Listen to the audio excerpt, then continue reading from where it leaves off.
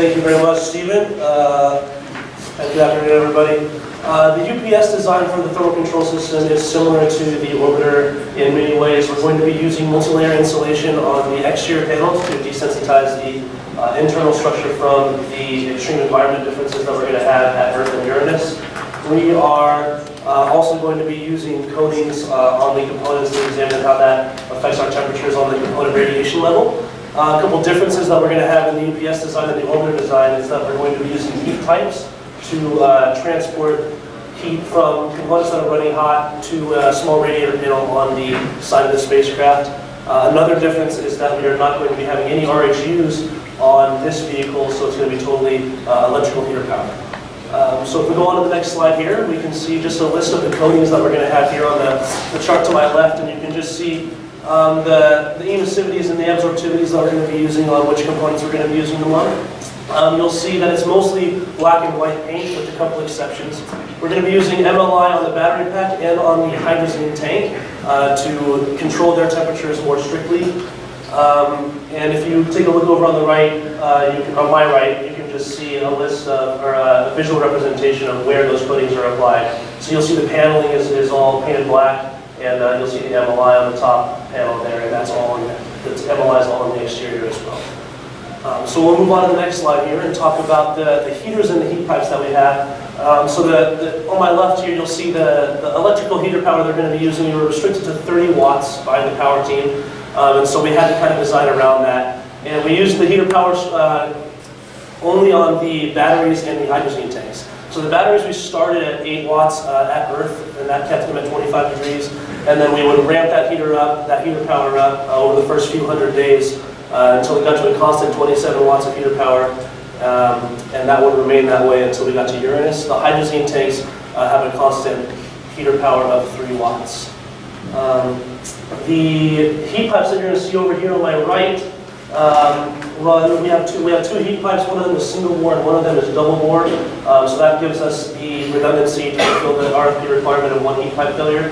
Those heat pipes run from the tweeters, which when they turn on, they give off about 37 watts of waste heat. And we run that heat from that location over to the radiator panel that you see there, which is sized at 0.08 meters squared, and that is a white paint radiator. The other radiator that you see on there is the shunt radiator, and that radiator we use when we're at the beginning of life toward near Earth to shunt away 25 watts of excess power. Those heat pipes have a necessary heat capacity of 1900 watt inches. So what we did is we took those and we went to the next slide, and we plugged those into our... Yeah, okay. So have you organized the thermal testing? Say again? When you're in thermal vac, how are you organized? My INT friends can probably talk about that. I can wait until you get to INT if you want.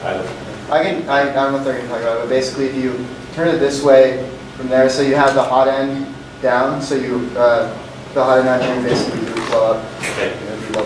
Okay. Good. Thank you. Did you consider using... You understood my question. You understood my concern. So yeah? Did you consider putting your tweeters right next to your batteries? Almost the same power. Yeah, we did not. We put the batteries next to the ASRG in an attempt to get some of the heat from the ASRG waste. Well, the ASRG, of course, is, it's got 570 watts of extra heat.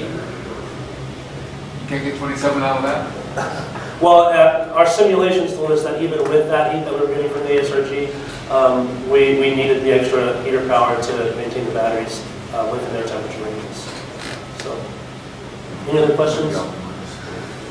Okay, so we plugged that into our simulations, and we got the steady state results that you see on my left. You'll see the temperature ranges of the components on the UPS, and you'll see the steady state results there for Earth and Uranus. And over on my right, you'll see a visual representation of those results. And you'll see that our waste, you'll see the heat fluxes, the waste heats, the heater power, and the min and max temperatures. The waste heat is different at Earth than at Uranus because of the degradation of the ASRG. So the PECU waste heat is a little different because the power running through it is different. The heater power, 11 watts at Earth, and the full 30 there at Uranus. So you'll see here that we do meet the 11-degree margin for all of the components with the exception of the batteries, which that's because the batteries have an operational temperature range that's only 20 degrees wide. So we did manage to get 10 degrees margin on either side of the batteries. So that's about as good as we could do. We wanted to see what the transient analysis would look like when we were cycling the tweeters, when we were doing health relays from the spacecraft to the Earth. So we did a transient analysis. So we'll go ahead and go to the next slide and take a look at that. And you'll see immediately on my right, you'll see immediately the batteries heat up while the rest of the spacecraft cools down. And that's because the heater power of the batteries is slowly increasing, and that is overriding the radiation out of the battery through the MLI. The batteries will eventually cool down with the rest of the spacecraft. The pulsing that you're seeing there is with the tweeters and the SDSTs turning on and off. Up until we get to Jupiter, we do weekly health transmits from the spacecraft. And then after we get past Jupiter, those transmits get to monthly transmits. So that's just what you're seeing there with the pulsating. And then towards the end of this video, you'll see that the relay, there's a break in the pulsating, and then you'll see a couple of quick ones at the end, and that's when we send the probe data. So that you'll see those right there. And then just here on my left is the graphical representation of that, and you can see the spikes get smaller at the weekly health checks, and then when we get to monthly health checks, the spikes in the temperatures get further and further apart. So, what to take away from this is that over the course of the entire mission, we do keep the components within their temperature ranges. Are there any questions on the UPS before we move on to the probe? All right, we'll go ahead and move on to the probe system. And this system is a completely passive system. We are using multi-layer insulation on the outside for the transit phase. That's a little different from the MLI that we're using on the orbiter and the UPS, in that the outer cover we're using Teflon backed. And the reason we're doing that is because our analysis showed us that if the probe was going to be exposed to the sun at Earth or for any extended period of time, that we would need the reduced absorptivity of that outer cover in order for the components not to get too hot at those locations. We're going to have a small thermal window on there, just going to be white paint, and we're going to be using RHUs exclusively for the heater power. We couldn't use electrical heater power because we couldn't run the batteries because we were so strict on our power requirements for the probe while they were by themselves, not when they're attached to the vehicles. We're going to be using MLI around the descent module also for when it's descending through the Uranian atmosphere after the heat shields have popped off, because the environment around it's going to be very, very cold in the Uranian atmosphere. So we'll move on to the next slide and just take a look at the coatings that we're going to be using on the probe also.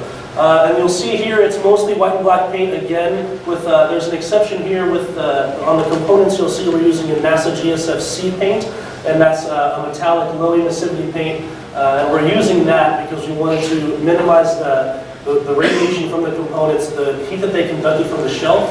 We wanted them to retain that heat during the transit so that we could kind of get an isothermalizing effect inside the descent module. You'll see we use the thermal window area. It's white paint of 0.065 square meters, and the number of RHUs on each probe is 27. On my right here, you'll just see where the coatings are applied and what the probe kind of looks like when it's all painted and coated. We'll go on to the next slide here, and you'll just see the results of our steady state analysis. The temperature ranges on my left for some of the stringent components, the batteries there. And you'll see there on the batteries, it doesn't look like we make the 11-degree margin because you'll see at Earth we're at 39 degrees, but we're not using the batteries until we get to Uranus, and the survival temperature of the batteries, the top range is 50. So we do make the 11-degree margin there when we run to 39 degrees. And then over here on my right, you'll see the instrument shelf that's inside the descent module on the probe. This instrument shelf, you'll see it's all entirely one color, and that's based on the scale.